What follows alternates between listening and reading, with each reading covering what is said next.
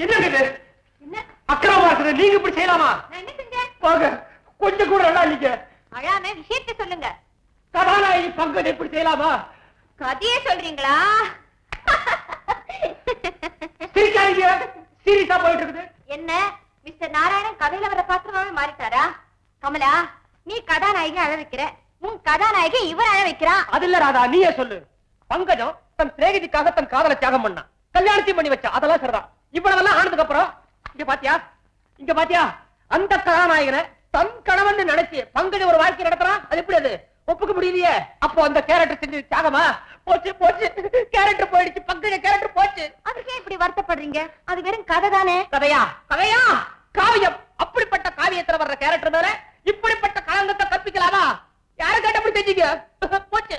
Mister Narayanan எவ்வளவோ முயற்சி செய்து பங்கஜத்தால அவரை மறக்க முடியல.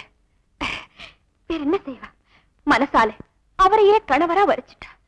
வெறும் கற்பனை வாழ்க்கைதானே. தனக்கு கிடைச்சது காணல் நீர் வாழ்க்கைதான் அவளுக்கு தெரியாம இல்லை. இருந்து அந்த கற்பனை வாழ்க்கையிலேயே ஒரு அற்ப சந்தோஷத்தை அடைய நினைக்கிறா.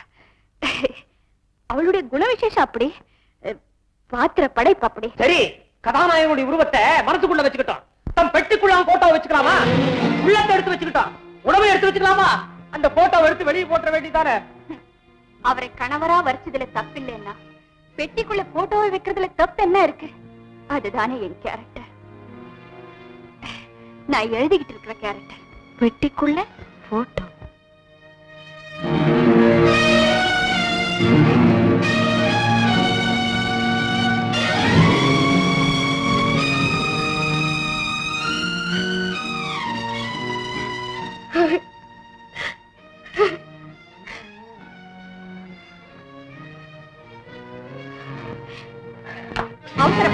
ஆத்திரப்படாதீங்க, கொஞ்சம் யோசனை பண்ணி பாருங்க.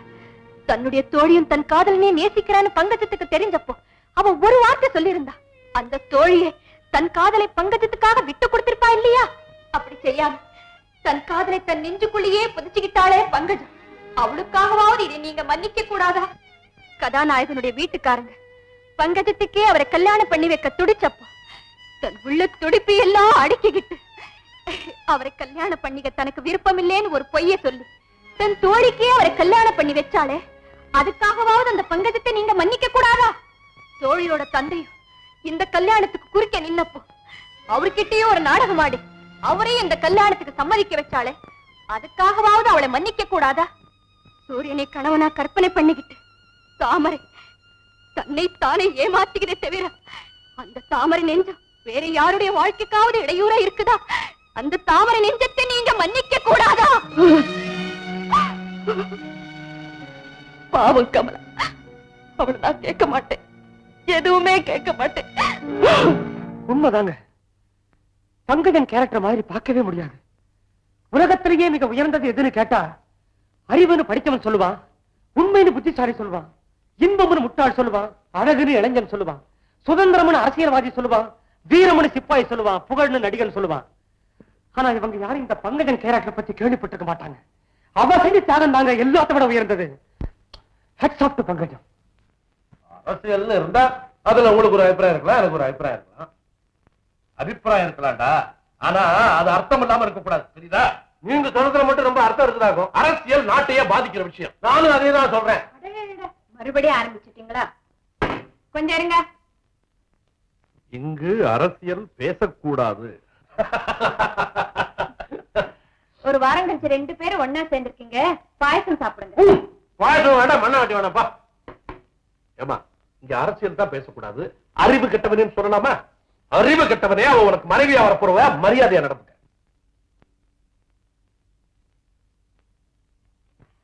இத பாருங்க, கல்யாணத்தை பத்தி தான் நான் உங்ககிட்ட பேசணும்னு நினைச்சேன். வயசு பேசுவோமே. கல்யாணங்கிறது ஒரு புனிதமான விஷயம். கணவன் மனைவியா வரப்போறவங்க ஒருத்தர் ஒருத்தர் நல்லா புரிஞ்சு வச்சிருக்கோம். கரெக்ட். அதனாலதான் உங்க 2 பேருக்கு முடிச்சு போடுறது நான் முடிவு பண்ணிருக்கேன். மேஜர் சார், ஒருத்தருக்கு இட்லிக்கு சட்னி பிடிக்கும், இன்னொருத்தருக்கு மிளகாய் பொடி பிடிக்கும், வேற ஒருத்தருக்கு சாம்பார் பிடிக்கும். இட்லிக்கும் கல்யாணத்துக்கு என்னமா சம்பந்தம்? ஐயோ, ஏன் பறக்குறீங்க? சொல்றதுதான் கேட்பேன். கேட்போம், நீ சொல்லுமா. சாதாரணமா சாப்பிடுற விஷயத்திலேயே அவங்கவுங்க இஷ்டத்தை பார்க்கும்போது காலம் பூரா சேர்ந்து வாழ்க்கை நடத்த வேண்டிய கல்யாண விஷயத்துல அவங்கவங்க இஷ்டம் பார்க்க வேண்டியது அவசியம் இல்லையா? ஓஹோ, புரியுதுமா, புரியுது. உன்னை கல்யாணம் செய்யறதுக்கு அந்த துரைக்கு இஷ்டம் இல்லையா? இஷ்டம் இல்லையா? அவரு என்னத்தான் கல்யாணம் பண்ணிக்குவார, கண்டிப்பா சொல்லிட்டாரு. ஆனா எனக்குத்தான் அவரை கல்யாணம் பண்ணிக்க இஷ்டம் இல்லை. உனக்கு இஷ்டம் இல்லையா? முதலாளியோட தம்பிங்கிறதுனால அவர் எனக்கு பிடிச்சிருக்கு அப்படின்னு நான் சொல்லணும்னு நீங்க எதிர்பார்க்க மாட்டீங்கன்னு நினைக்கிறேன். சகஜமா சிரிச்சு பேசிக்கிட்டு இருக்கிறதுனால நான் அவரை நேசிக்கிறேன்னு அர்த்தம் இல்லை.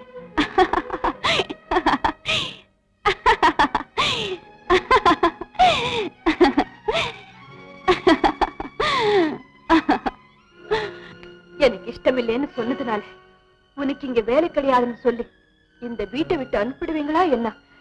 அதுவும் எனக்கு தெரியும். மைனர் சார், என்ன மன்னிச்சிடுங்க. ஏன்னா இது கல்யாண விஷயம், வெளிவு முறை இல்லாம பேசுறது நல்லது இல்லையா? ஓஹோ, உனக்கு இதுல விருப்பம் இல்லைன்னா நான் கட்டாயப்படுத்த மாட்டேமா. பாரு, புத்திசாலி. அவளுக்கு உன்னை பிடிக்கலையா? வேற எந்த பொண்ணுக்கு தான் உன்னை பிடிக்க போகுதோ, உனக்கு எப்பதான் கல்யாணம் நடக்க போகுதோ அந்த பொறுப்பை என்கிட்ட ஒப்படைச்சிடுங்க. நிச்சயமா.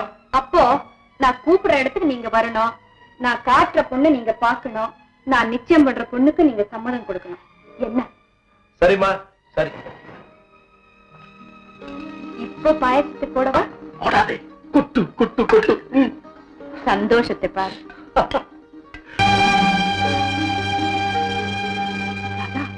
ஏண்டி அழுகிட்டு உட்கார்ந்துருக்க? கமலா, எல்லா விஷயமும் அப்பாவுக்கு தெரிஞ்சு போயிடுச்சு. போய் போய் இவனையா காதலிக்கிறேன். இன்னைக்கு கல்யாணம் ஆன மாதிரி நடிச்சவன் நாளைக்கு தாலியே கட்டலன்னு சொல்லிடுவான். இந்த மாதிரி அயோகனுக்கெல்லாம் நான் பொண்ணு கொடுக்க மாட்டேன் அப்படி இப்படின்னு ஒரே ரகலை பண்ணிட்டாரு. இங்கேயும் தகராறு தானா? கமலா, நீதான் இதை எப்படியாவது முடிச்சு வைக்கணும். சரி, உன் கல்யாணத்தை முடிச்சு வச்சா எனக்கு என்ன பரிசு கொடுப்பே? இதானா? ரொம்ப சிம்பிளா முடிச்சிட்டியே.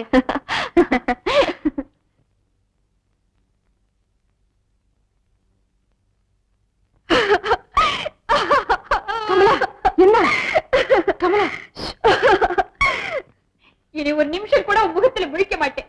போறேன்டி, இப்பவே போறேன். என்னம்மா நீங்களா? ஏன் அழற? அது உங்களுக்கு தெரிய வேண்டாம் சார். ஏண்டி, நீ சொன்னது நியாயமா? இது உனக்கே நல்லா இருக்கா? என்ன சொல்லிட்டா? சொல்லக்கூடாதுன்னு சொல்லிட்டா சார். என்ன கமலா, விஷயத்தை சொல்லு. அனாதை பொண்ணு காதலிக்க கூடாதுன்னு எந்த சட்டத்துல இருக்கு சார்? என்ன பார்த்து கேட்டுட்டா சார், என்ன பார்த்து கேட்டுட்டா. என் மனசு எப்படி இருக்கும் நீங்களே சொல்லுங்க. என் உள்ள குமுறுது சார், குமுறுது. அவ மட்டும் காதலிக்கலாம், நான் காதலிக்க கூடாதா? கமலா, ஏன் அப்பாவுக்கு தெரியட்டுமே சார்? இவன் நேசிக்கிறவரையே நானும் நேசிக்கிறேன். நான் விட்டு கொடுத்துடணுமா? எந்த ஊர் நியாயம் சார் இது? ராதா, கமலா சொல்றதெல்லாம் உண்மையா? கேட்டா சொல்ல மாட்டாளே? சொல்ல மாட்டா. அவ்வளவு நெஞ்செழுத்தம். முடியாது சார், நான் விட்டு கொடுக்க தயாரா இல்ல. அவர் ரொம்ப நல்லவர் சார். அவனையா நல்லவன்னு சொல்ற? ஆமா, தங்கம் சார், தங்கம். அந்த தங்கத்தை தட்டி போலான்னு பாக்குற. எப்படி சார் விட்டுடுவேனா? அவர் பெரிய லட்சாதிபதி சார். ஓ, லட்சாதிபதியாவன்? கோடீஸ்வரன் கூட சொல்லலாம் சார். அவ்வளவு பெரிய பணக்காரனே இவன் என்ன காதலிக்கிறது அப்படின்னு அவளுக்கு பொறாமை சார். நெருங்கின ஸ்நேகிதர்களா இருந்துகிட்டு நீங்களே இப்படி சண்டை போட்டுக்கலாமா? முதல்ல அழுகை நிறுத்து, நான் சொல்றத கேளு. நீங்களே விட்டு கொடுக்க சொல்றீங்களா? இது நியாயமா சார்? கமலா, சரி சார், அவளுக்காக விட்டு கொடுக்க மாட்டேன். வேணும்னா உங்களுக்காக விட்டு கொடுக்குறேன். உங்க நல்ல மனசுக்காக என் காதல தியாகம் பண்ண நான் தயாரா இருக்கேன் சார். நிஜமா சொல்ற? உனக்காக இல்லடி அம்மா, உனக்காக இல்ல. சரி சரி, இத பாருங்க, இனிமே நாங்க 2 பேரும் சண்டை போட்டுக்க மாட்டோம் அப்படின்னு சொல்லுங்க. சரி சார், இனிமே நாங்க 2 பேரும் சண்டை போட்டுக்க மாட்டோம். நடந்தது நடந்து போச்சு, நான் அவரை மறந்துடுறேன். ராதாவை அவருக்கே கொடுத்து கல்யாணம் பண்ணி வச்சுடுங்க சார். உனக்கு ரொம்ப நல்ல மனசுமா. அவங்கள பொண்ணு பார்க்க எப்ப சார் வர சொல்லல? நாளைக்கே வர சொல்லு. சரி. இவ்வளவு சிம்பிளா சம்மதத்தை வாங்கிட்டீங்க. ராதா, ஆண்களுடைய மனோதத்துவமே அதுதான். அவங்க சத்தம் போட்டு ஊரை கூட்டுறதுக்கு முன்னாடி நாம ஊரை கூட்டிடணும். தன்னாலே இறங்கி வந்துருவாங்க. பிரமாதண்டி உன் நடிப்பு. ஆமா, நீ அவரை காதலிக்கிறேன்னு பெரிய போய் சொல்லிட்டியே. போய்? ஆமா, பெரிய போய், மலை மாதிரி போய். நீ சுத்த உதவாக்கிறடி. உங்ககிட்ட நல்ல குணத்தை தவிர வேற எதுவுமே கிடையாது. கமலா, இங்க இரு, உனக்கு பாயசம் கொண்டு வரேன். பாயசமா?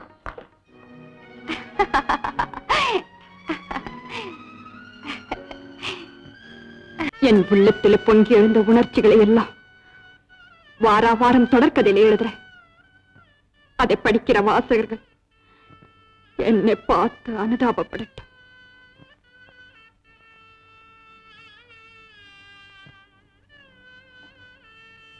நிஜ வாழ்க்கையில கமலா, தொடர்கதையில பங்கஜா.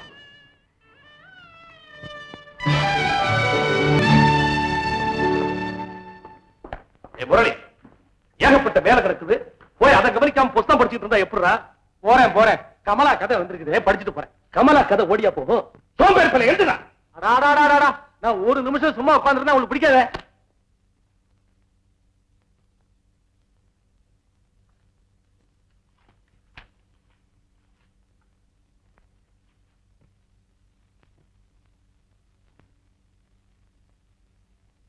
என்ன சுவாரஸ்யமா படிக்கிறாப்ல இருக்கு? ஆமாப்பா, நம்ம கமலா எழுதுற தொடர்கதை இந்த வாரம் 5 பக்கத்துல தான் ஆரம்பமா இருக்குது. அதான் படிச்சுட்டு இருக்கேன். கமலா கதை உங்க கதையே பெருசா இருக்கு, அதை கவனிக்காதீங்க. தம்பி முரளி தனி கொடுத்தனம் போறான். நாம தனி கொடுத்தனமா? கேட்கறதுக்கே காது பூசல. தனி கொடுத்தன போயிடுவானாவே. யாரு கேட்கறது? நான் கேட்கிறேன். முரளி இங்க வாப்பா, அண்ணன் கூப்பிடுறாரு. என்ன? ஓஹோ நாராயணா, என்னடாப்பா புது வம்பு? வம்பு பண்றது நீயா அவனா? ஐயோ பாவம், அவர் என்ன பண்ணுவாரு? இத பாருங்க, அவரை சொல்லி குத்தம் இல்ல. கல்யாணம் ஆன வரைக்கும் நல்லா தான் இருந்தாரு. எல்லாம் தலையாண மந்திரம். என்ன கல்யாண மந்திரமா? ஓ, நீ இருக்கியா? நான் கவனிக்கவே இல்ல.